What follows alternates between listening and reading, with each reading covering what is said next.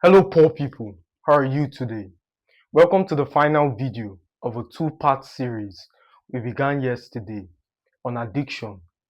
So the first part, we discussed addiction in its operation, how it works, why you're addicted, how to stop. So tonight, we are going to do something interesting. It will be more centric on gambling. So what is gambling? How do you stop gambling? Why it's impossible for you to make it through that route. And as usual, the reason you should listen is because I bring a unique perspective as touching this subject. It's not some regurgitated concept. They are unique and it has never been said before. And for you peasants who has been following me long enough, you would understand perfectly that knowledge transitions you from point A to point B. And ignorance, on the other hand, doesn't alienate you from consequence. The absence of the knowing of fire doesn't mean it won't burn you. If a child puts a fork into the socket, electricity doesn't go whoa, whoa, whoa. It's a child. He feels the consequence immediately. So listen very carefully. Now let's define gambling. Gambling is playing a game of chance to get money or predicting the outcome of future events. And usually, the more extreme your views, the higher your chance of winnings. For instance, if I decide to stake 100 grand on the United States winning the World Cup, I would become a millionaire, hundreds of millions overnight. So just to bolster on that point, and to begin tonight's discourse, let us explore why it's impossible for you to make it through gambling. And this part is important. It connects to the second one because without the knowledge of the impracticality of your venture, you would still persist. I don't want to go way ahead of myself, so let's stick to course. Why you gamble or why it's impossible for you to make it through that venture is because it's a business and the universe is fair and giving. Anybody who ventures into a business is most likely to make profits. Take for instance a farmer who diligently tills the ground, works as hard as possible, invoke pesticides and does his due diligence for irrigation and things of that sort. It's most likely he would harvest, would make a bumper harvest. But are there times where the wind and some other effects come to defeat his efforts? Of course, but most likely he is scheduled for a season of harvest. In the same vein, betting is a business and your loss translates to a win for them. Now, are there times where your wins comes to defeat their efforts, which registers as a loss in their balance sheet? 100%. Are there times where the win defeats the efforts? 100%. But most likely than not, they are scheduled for profit.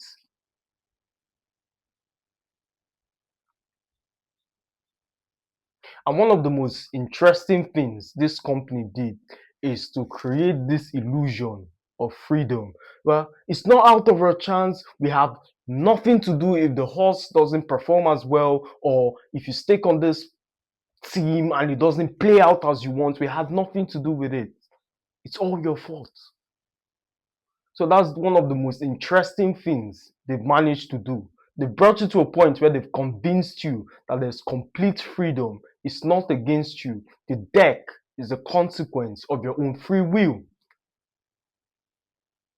which is not the case. And some peasants in the comment section would claim, but there's this guy, there's that guy. In truth, exception doesn't disprove the rule. Generalization is how the world functions. If I strike a lion, it will bite my hand. In general, it might be in a nice mood, but I'm not willing to find out. In general, so are there extreme situations where the lion is a domestic one or it's well fed?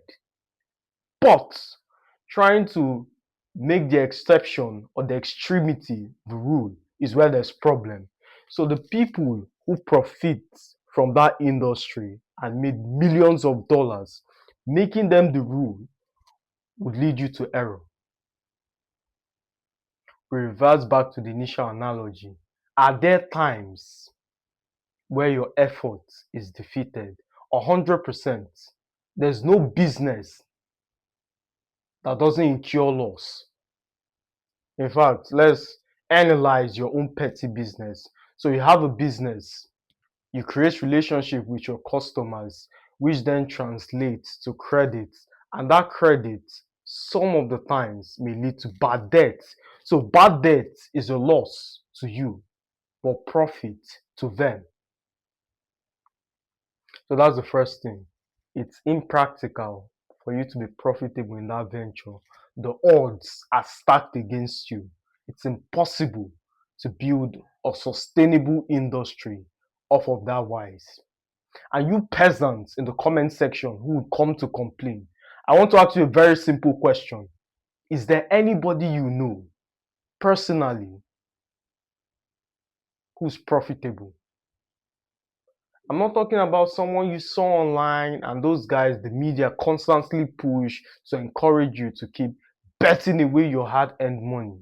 I'm discussing someone you know personally. You know this person, you've met this person who's profitable. Exactly.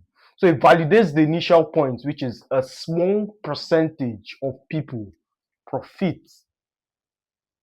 from that industry. So that's the first one. The second is hope. Now, this is a very interesting one. If you analyze your life, why do you get out of bed every single day? Why do you engage in that shitty job? Why do you do things you don't want to do? Because of the hope factor.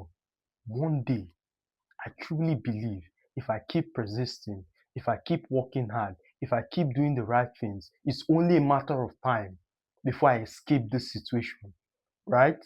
The hope factor.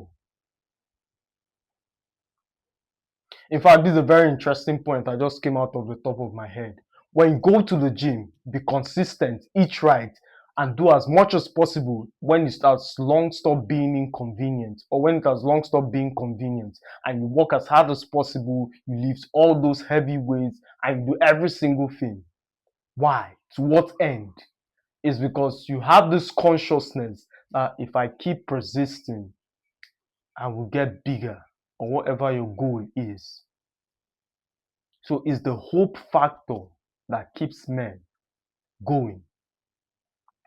So let me quickly tie it to our initial point. When you bet, it stirs up your hope. It puts you on this high level plane. In fact, you've already earmarked all your winnings. You've spent it all in your head that when this thing comes, I'm going to do this and I'll buy this. As well intentioned as your allocation of finances is, this is why you can't stop. So whenever you try to quit and it's impossible, it's because gambling gives you hope. You truly believe you are doing something actively to escape your situation. And I commend your effort, only that it is channeled in the wrong direction. You want to escape this situation. You want to do better for yourself. But it's a wrong route. It's a wrong route. Gambling, hope, hope, giving you hope.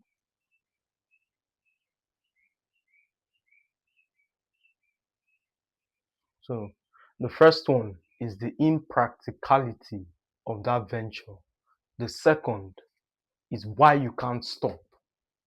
So the solution is found in the answer, which is you stop by routing hope from a different sector, something that is to your benefit. Like the example I gave in the first one, the universe is fair and giving. Opening a business puts the odds in your favor. Participating in someone else's business puts you at a disadvantage. So align. Don't fight the tide. Don't fight the storm. Align yourself. Swim with the wave and you'll be fine. As always, my friends, it's a pleasure speaking to you. I'll see you in the next one.